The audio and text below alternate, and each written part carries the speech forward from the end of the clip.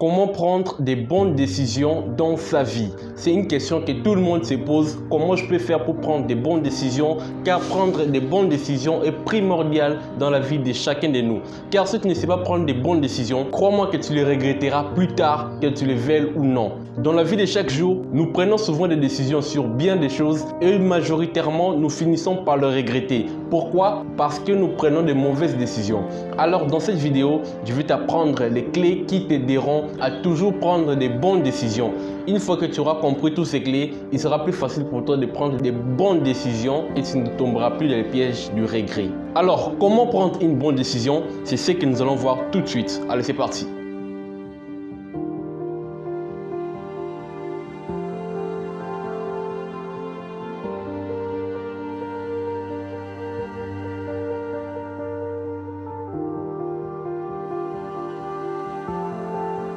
La toute première chose que tu dois faire avant de prendre n'importe quelle décision, c'est d'examiner les avantages et les conséquences de ta décision. C'est pour cela qu'il est toujours conseillé de ne jamais prendre les décisions à la hâte, car cela peut avoir des répercussions sur toi plus tard.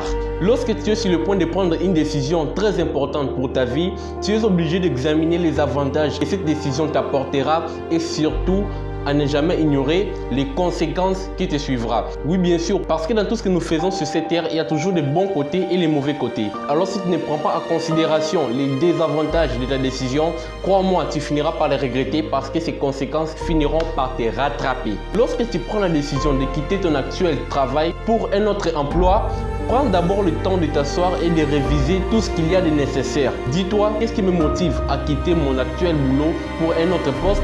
Qu'est-ce qui me motive? Quelles sont mes intentions? Qu'est-ce que cela m'apportera? Et surtout, n'oublie pas de savoir quels seront les désavantages. Peut-être que là tu iras, ça ne marchera pas. Et toi, tu as décidé de laisser ton actuel travail pour un nouveau travail. Tandis que là tu pars, c'est un peu ou pas marcher. Pour te dire que tu dois examiner les pour et les contre de chaque décision que tu prends dans ta vie. Sinon, tu le payeras très cher toi-même. La deuxième chose que tu es obligé de faire avant de prendre n'importe quelle décision, écoute, ça c'est très important parce que c'est une erreur que beaucoup de gens commettent avant de prendre une décision. Écoute très bien ceci. Ne prends aucune décision en étant en colère, stressé ou triste.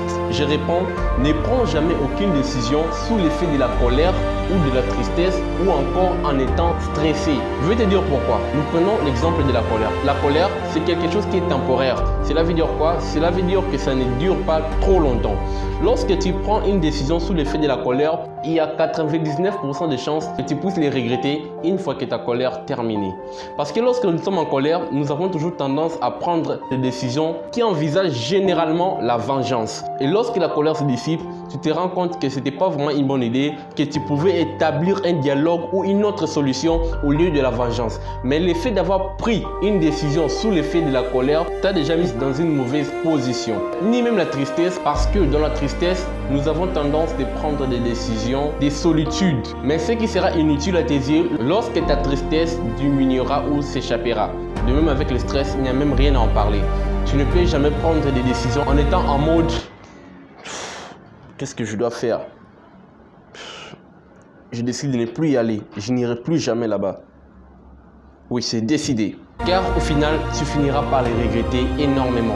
Tu te diras, si seulement je savais, je n'ai pas prendre une telle décision. La raison pour laquelle la troisième clé intervient, qui est aussi très importante. La troisième chose que tu dois faire pour prendre une décision, c'est de t'installer dans un endroit calme où tu es seul pour prendre ta décision.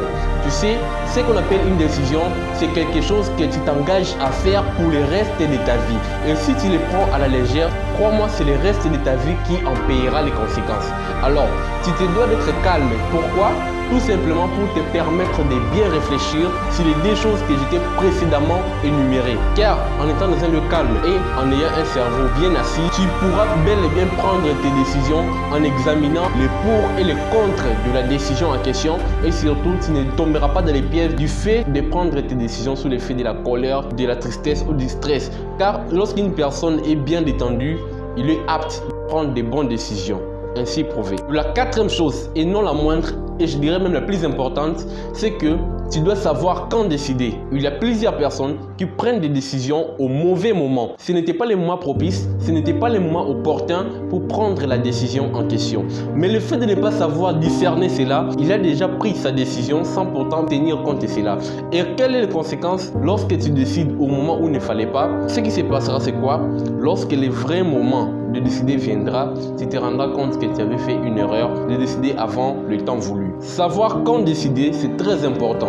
Savoir quand décider, c'est ce qui fera même que ta décision soit efficace et puisse être durable. Et la cinquième et la dernière chose que je vais te dire avant de prendre une décision, tu es obligé de le faire, mais il y a une condition pour cela. Écoute très bien. Réfléchis une fois pour toutes et agis une fois pour toutes. Conséquence, tu dois alors très bien réfléchir. Car lorsqu'on prend une décision, ce n'est pas quelque chose qu'aujourd'hui tu décides et demain tu viens changer tes paroles ou tu viens changer tes propos.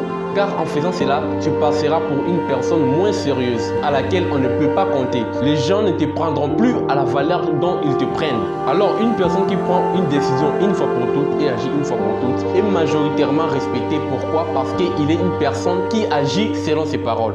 Mais tu dois tirer attention. Ce cas est très sensible. Pourquoi? Parce que si tu ne réfléchis pas bien et tu agis à la hâte, c'est toi qui en payeras bel et bien les prix. Alors je vous conseille et je répète encore une fois que tu dois bien réfléchir. Pourquoi? Parce que tu dois réfléchir et agir directement.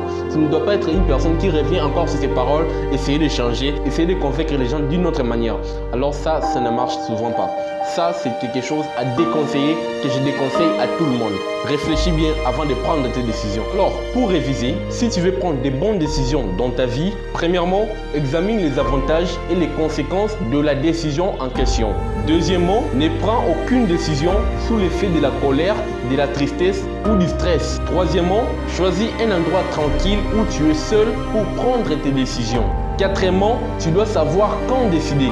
Cinquièmement et dernièrement, tu dois réfléchir une fois pour toutes et agir une fois pour toutes. Raison pour laquelle tu dois très bien réfléchir. Ainsi, nous sommes arrivés à la fin de la vidéo. Je te remercie pour ton précieux temps que tu as accordé à cette vidéo. La fois prochaine, nous parlerons de notre sujet qui s'intitule « Comment reconnaître un menteur ?» Comment reconnaître un menteur? Je sais que c'est un sujet vraiment sensible, c'est un sujet vraiment qui fait beaucoup de débats. Comment reconnaître si ton interlocuteur est en train de mentir?